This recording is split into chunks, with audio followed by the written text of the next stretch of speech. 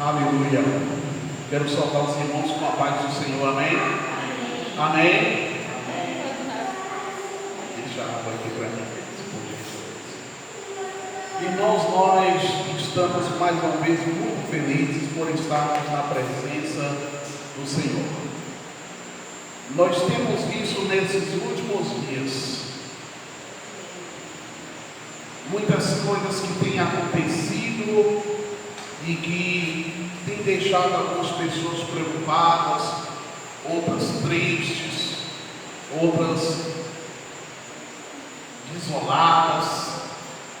O que preocupa o seu coração? O que preocupa a sua alma? Irmãos, nós precisamos crer, mas crer de todo o coração que o Senhor é aquele que está cuidando de nós, é aquele que faz milagres, é aquele que faz na sua vida o impossível. Na narrativa bíblica, irmãos, são raros os indivíduos cujas histórias se destacam por suas características únicas. Pessoas que foram comuns como nós, pessoas como Davi, um homem segundo o coração de Deus, um homem como Jó, homem justo, temente a Deus, que se desviava do mal, mas que passou por lutas, passou por dificuldades. Um homem como Abraão, mais conhecido como pai da fé. Abraão foi um homem chamado amigo de Deus. Mesmo sendo amigo de Deus, passou por lutas, passou por dificuldades, mas Deus fez na vida de Abraão milagres. E Deus também fez na vida de um homem que também na Bíblia foi chamado de amigo de Deus, um milagre, mas um milagre extraordinário, que foi o milagre da ressurreição. Abra sua Bíblia no livro de João, capítulo de número 1. Livro de João, capítulo de número 1. Aleluia, aleluia. Nós vamos ler neste momento o versículo de número 28. João capítulo 11, versículo de número 28. Diz assim a palavra do Senhor: e depois de dizer isto, foi para casa e, chamando à parte Maria, disse-lhe: o mestre está aqui e está chamando você.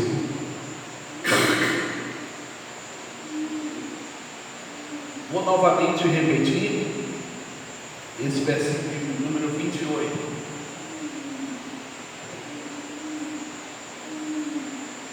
Depois de dizer isso, foi para casa e, chamando à parte Maria, disse-lhe: o mestre está aqui e está chamando você.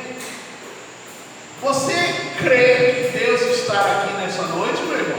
Sim. Você crê que Deus está nessa noite? Você crê que o nosso Deus é aquele que faz milagres? Pois é, o título da nossa mensagem tem a ver com milagres. O título da nossa mensagem é: não lhe falei que se você crer, veria a glória de Deus? Eu não falei para você que se você crer, você vai ver a glória de Deus? Como nós falamos, nós tivemos na introdução aqui o relato de alguns homens que foram conhecidos na Bíblia por homens mansos, homens tementes a Deus, pai da fé. Mas uma das coisas que eu quero nesta noite mencionar é o que você encontra no registro de um adjetivo que nós encontramos na vida de duas pessoas. Quem foram essas duas pessoas? Na vida de Abraão e na vida de Lázaro. Que adjetivo foi esse, missionário? O adjetivo é amigo de Deus. Você é amigo de Deus? Você tem amizade com Deus? Aqueles que são amigos têm prazer de estar na casa um do outro. Quem é amigo tem prazer de ouvir o outro. Quem é amigo tem prazer de interceder por esta pessoa. E quem é amigo se preocupa também com essa pessoa. No Evangelho de João, vai exatamente contar a história de um homem que foi chamado amigo de Deus. O nome desse homem é Lázaro. Lázaro era um exemplo notável, conhecido por uma relação especial com Jesus. E essa relação distingue Lázaro de outras pessoas, porque foi uma relação muito marcante. Ou seja, Jesus considerava Lázaro um amigo, mas não era um amigo qualquer. Lázaro era aquele amigo de casa. Lázaro era um amigo íntimo. Lázaro era um amigo que, quando Jesus estava passando pela sua cidade, ele não perdia tempo para estar na companhia de Lázaro, Marta e Maria. Então a ressurreição de Lázaro, que nós vamos estar falando hoje, é um dos milagres mais poderosos realizado por Jesus durante seu ministério terreno. Por que missionário mais maravilhoso? Porque curar, irmãos, um paralítico é uma coisa marcante, é uma coisa impressionante. Curar um cego de nascença também é uma coisa importante.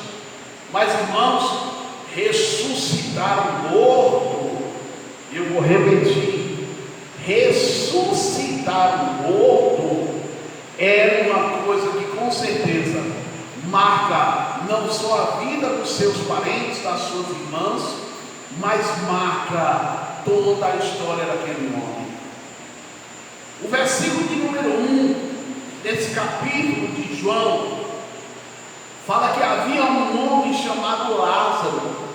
Ele era de Betânia, do povoado de Maria e sua irmã Marta. E aconteceu em certo período de tempo, Lázaro ficou doente. Então Maria, sua irmã, ela era a mesma que derramou perfume sobre o Senhor e lhe enxugou com seus próprios cabelos. Então as irmãs de Lázaro mandaram dizer a Jesus: Senhor, aquele a quem amas está doente. Nós temos nessa noite aqui pessoas que Jesus ama. Está nessa igreja hoje pessoas que Jesus ama? Está. Então a Bíblia fala que as irmãs de Lázaro mandam dizer para Jesus: Senhor, quem o Senhor ama está doente. Jesus, irmãos, ele tinha uma relação muito próxima, como eu falei, com essa família. Então, quando Lázaro ficou doente, era natural que levasse a sua necessidade a Jesus, e era natural que se esperasse que ele milagrosamente atenderia às necessidades de Lázaro. Ora, ele era o melhor amigo. Então era de normal se esperar que Jesus faria isso. Mas ao ouvir isso, sabe o que Jesus falou? Jesus falou assim: essa doença, ela não acabará em morte. Essa doença não acabará em morte. É para a glória de Deus. Aqui eu quero dizer para você nessa noite: às vezes você vai passar por situações difíceis, às vezes você vai ter problemas, vai ter dificuldades, mas não é para a morte, não é para o fim, não é para o fim, é para que se cumpra na sua vida o milagre, é para que a glória de Deus se manifeste, é para que o nome do Senhor Jesus seja exaltado, é para a glória de Deus, para que o Filho de Deus seja glorificado por meio dela.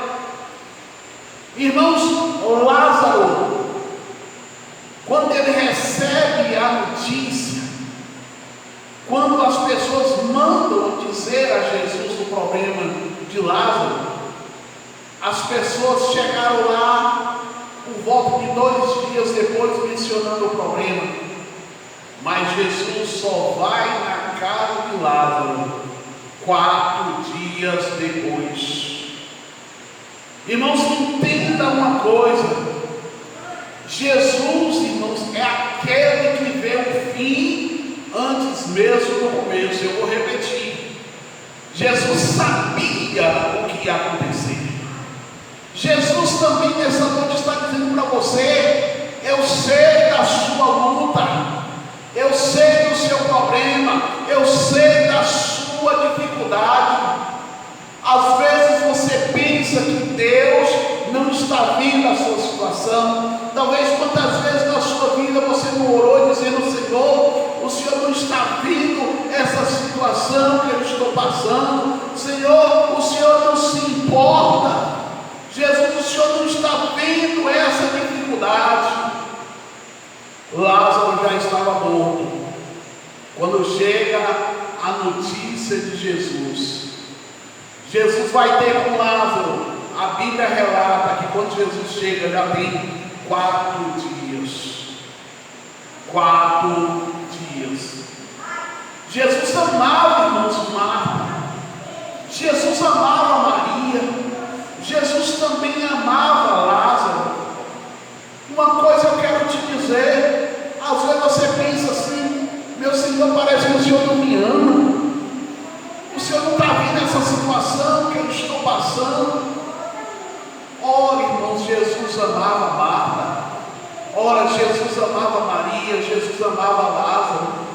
No entanto, quando isso acontece, a Bíblia fala que quando ouviu falar de Lázaro, quando Jesus ouve falar que Lázaro estava doente, como eu falei para os irmãos, ele ficou mais 2 dias onde estava.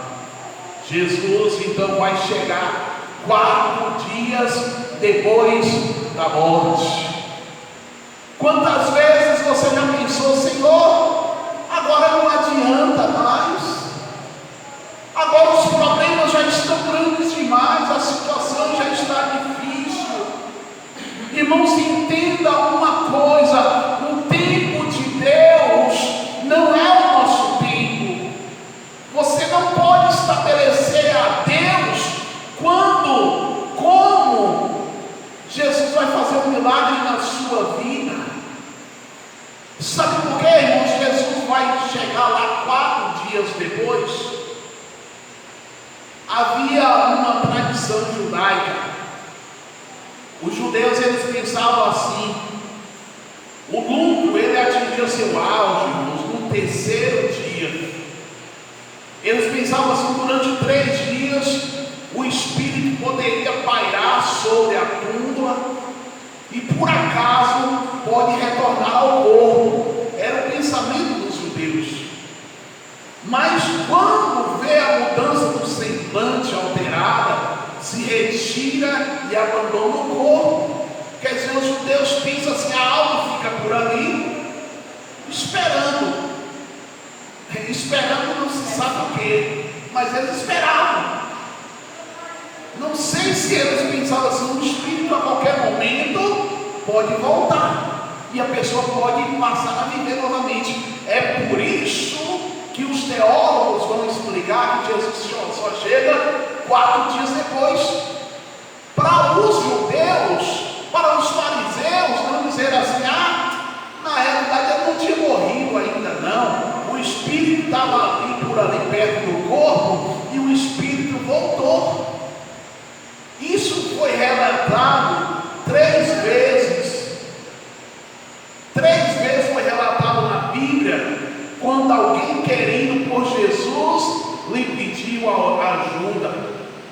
E em cada uma desses 3 casos, Jesus respondeu da mesma maneira. Jesus primeiro se recusou a conceder o pedido deles e depois cumpriu. Depois de mostrar que por meio das suas ações, Jesus demonstrou que os seus atrasos não eram negações, eles trariam a maior glória de Deus. Assim eu quero te dizer nessa noite, o milagre ainda não aconteceu na sua vida, porque Deus quer que você glorifique a Ele quando Ele fazer o milagre na tua vida. Jesus ainda não respondeu a tua oração para você entender que quem faz o milagre é Ele, quem faz a obra é Ele, quem faz a transformação é Ele, quem ressuscita é Ele. Quando Jesus recebe essa notícia, ele diz aos seus discípulos: vamos voltar para a Judeia.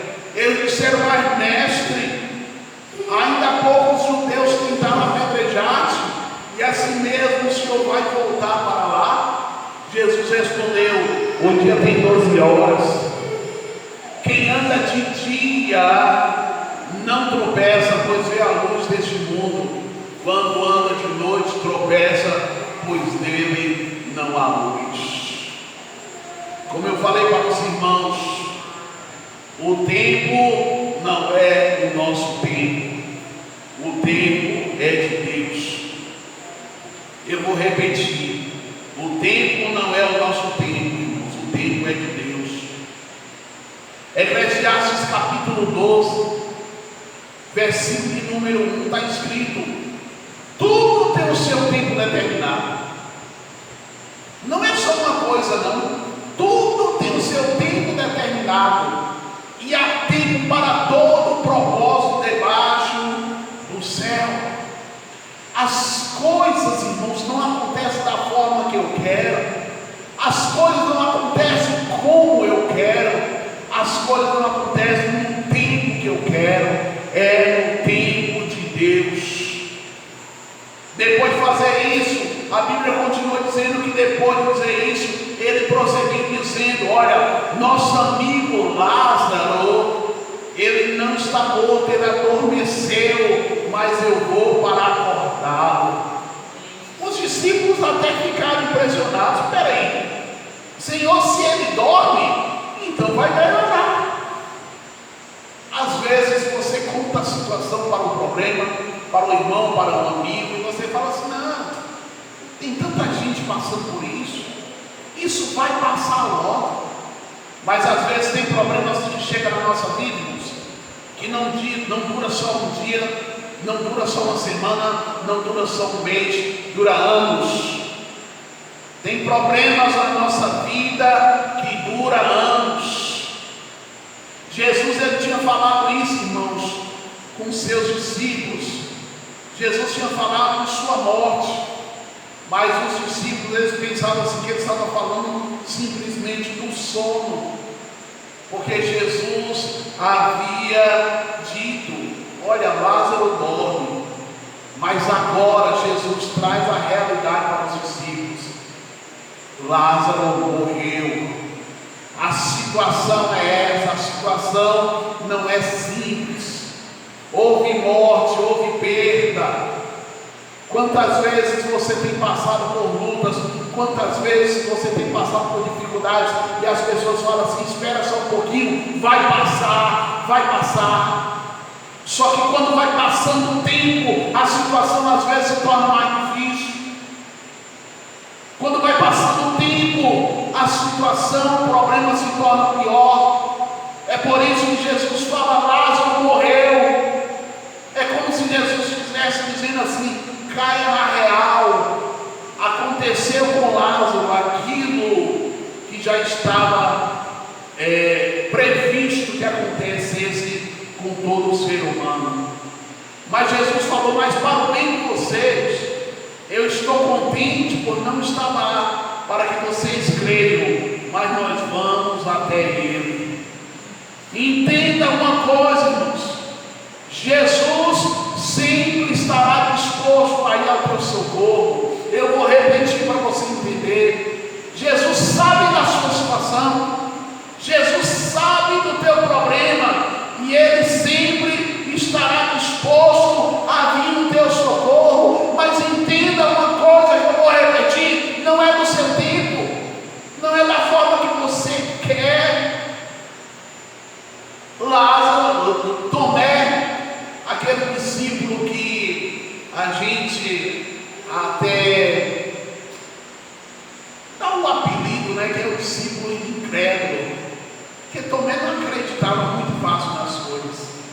Depois de Jesus ter dito isso, Tomé falou assim, Tomé, o chamado Dídimo, disse aos outros: vamos também para morrer com ele. Já que Jesus falou que ele morreu, vamos